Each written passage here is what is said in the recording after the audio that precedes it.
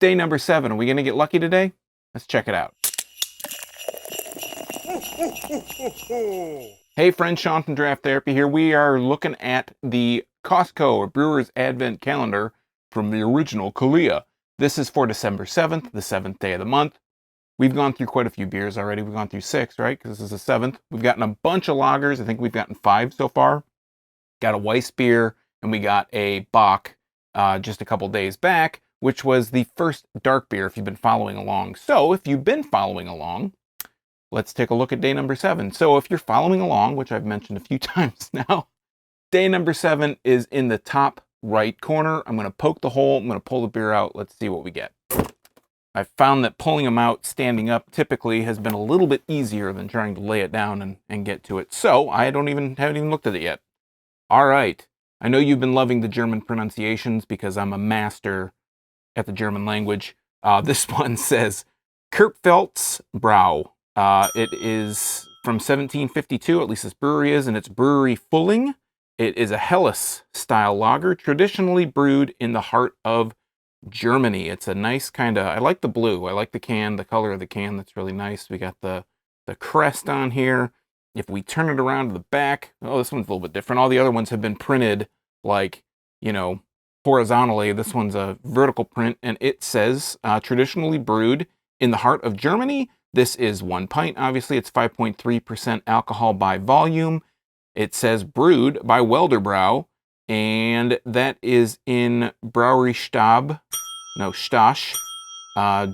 in Plankstadt, Germany. I know that's I just totally screwed that one up, but yeah. So we're gonna crack the beer, put a nose on it. That's what we do on all these videos. This one expires in 2023 in May. I was kind of concerned that the date might be a little different because I remember last year a lot of the labels were printed off like this. They were printed on the side, so I was kind of like, oh, maybe this one's an older one that they had hanging around.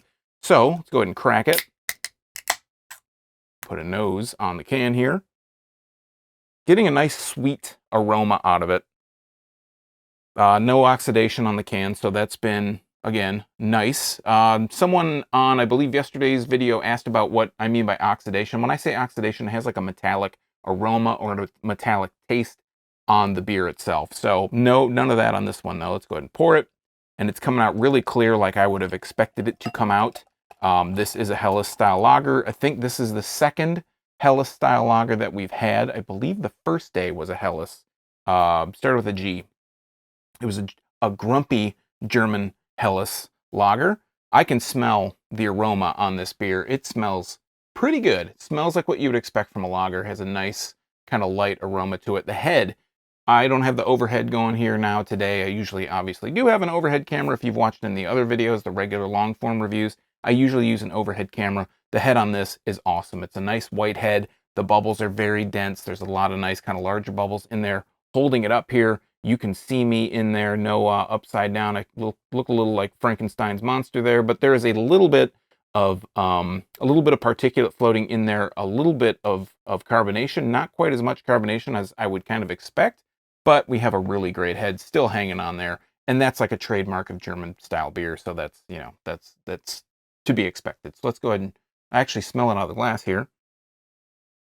Very much the same kind of aroma I was getting out of the can. A little bit of a grassy aroma, a nice kind of honey sweet aroma. I'm expecting maybe some kind of peppery flavor and maybe some dryness on the finish. But, you know, let's stop guessing and let's try it out. So cheers.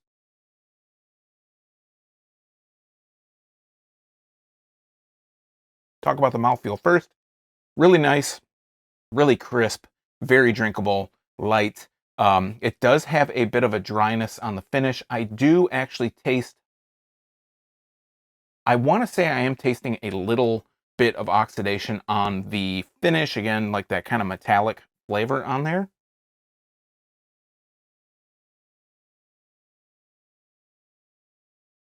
It does have a little bit of, like I said, a little bit of that spicy, peppery kind of flavor in there. It does have a bit of a sweetness.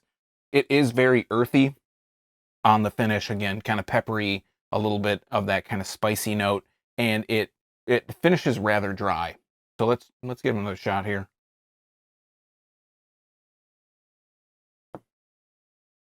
The sweetness up front is really counteracted by that follow-up.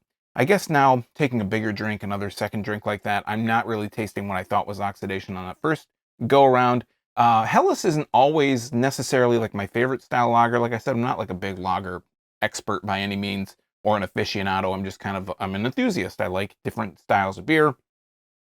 The Helles lager isn't necessarily my favorite. I think it's because the finish that it has. This one fits the finish like I would expect. So, you know, it's a good example of a Helles style lager. And again, this is from Kurt Falls Brow. This was this brewery's from 1752 in a brewery Fulling. It's a Helles, a traditionally brewed in the heart of Germany. And this also says brewed according to the German purity law of 1516. If you're not aware of that, this video is too short to get into that right now. Again, this is brewed by Welderbrau in Plankstadt, Germany, and imported in the U.S. and all that good stuff. So that's been day number 7. We got a Helles lager. So I think the count right now is we have, this is day number 7. We have 5 lagers. If you think a Keller beer is a lager, which I still didn't research that, but I think we have 5 lagers, a bock, and a weiss from the second day. So come back tomorrow for day number 8, December 8th. We'll see what we get to next. Kind of looking forward to it. I'm still looking for that tequila barrel aged Imperial IPA that I'm sure is in this box. I didn't look on the side. So until next time, till tomorrow, I'm Sean from Draft Therapy. Thanks for stopping by. Remember, drink craft beer, support your local breweries, and most importantly, don't forget to treat yourself to a little draft therapy. So thanks for watching, everybody. See you tomorrow. Cheers.